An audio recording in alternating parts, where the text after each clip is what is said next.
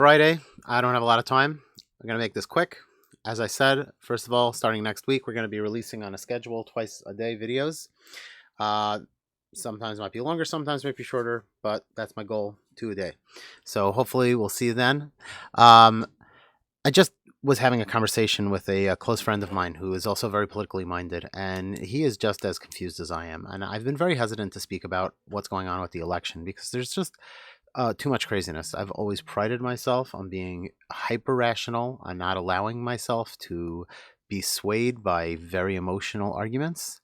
And so it's difficult right now to put myself in a serious position of committing to one opinion or another when there's so much conflicting. That's how I feel. Like I don't know how else to express it. The only thing I'll say with clarity is this: if you saw someone smashing their head into a wall, like you saw somebody just taking their face and smashing it into a brick, you would think they were insane. And then if you would go and you'd like, wait a minute, I know that person. I've seen him around. He's not insane. You say, excuse me, what are you doing? Like I would say, well, I'm doing this to save America. She would be like, what? That's how is that going to save America? Like, guess, well, it's hard to explain, but this is the only thing that's going to save our country. Now, if him smashing his face into the rock actually ends up saving America, then he's a hero. If not, for the rest of his life, nobody's going to trust him. Ever. People will always know that he was the guy who smashed his face into a rock and thought he was saving America. The reason I'm saying this is because there are people who are respectable, who are known to be normal, who are coming forward as part of the legal team that Trump is employing and alleging crazy things. And it doesn't make sense that they would be talking again. We're not saying, I think that it's clear there's a lot of anomalous goings on. There's a lot of strange happenings. There's a lot of statistical anomalies. It's definitely, I think, clear that there's something wrong with the election. None of that amounts to proof. And what should we do with that information? And is it really like, are we maybe confirmation bias, seeing things we want to say? There's a lot. But when you have people like Sidney Powell is a lawyer who has a career. She's not a crazy person. And she's coming out there and she's saying in a press conference, we will show that this election was stolen. If she fails, people might dismiss, and I don't think it's right to do this, but people might be willing to dismiss Rudy Giuliani and say, "Oh, he's a Trump flunky." I don't think that's right. I don't believe it. But let's say you were willing to do that. I think a lot of people would be willing to do that. Sidney Powell's not some Trump flunky. She's a lawyer with an impressive law career. What's the point of this if it wasn't true? She can go back to being a lawyer and have a great career. She doesn't need to burn herself up like this. She's smashing her face against a brick wall.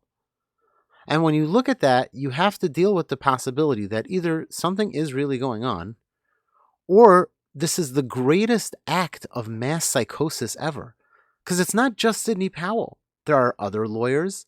There are people who are interns, various levels of the case, people shuffling papers, people gathering data.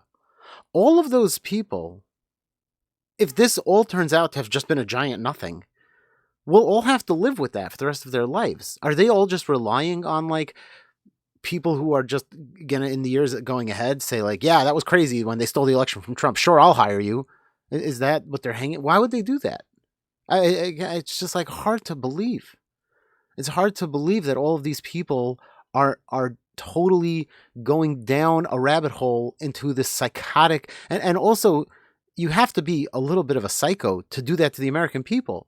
If you're on these teams and you're like, yeah, whatever, we'll just perpetuate an illusion that will destroy American people's faith in American democracy. You know what? Because we'll get a little fame. We'll get a little like high fives from like, the new Trump, the new Biden resistors. Like it's too psychotic. And so you think to yourself, it's not just one person, but I see dozens of people and they're all, I know that they're normal and they're all smashing their face. Maybe they're doing the right thing. So that's where my heart is right now, and I am in turmoil about this, and I don't know what to think, and that's it. But I just you know, there's too many people who are purportedly normal smashing their face into the wall right now for me to just dismiss it. Um, because it would be too psychotic, I think. And if I'm wrong, I'll be honest, I'm going to lose a lot of confidence in myself. Because if these people, if it turns out that there's something real that they have, but they just didn't have enough evidence to prove it in court, okay.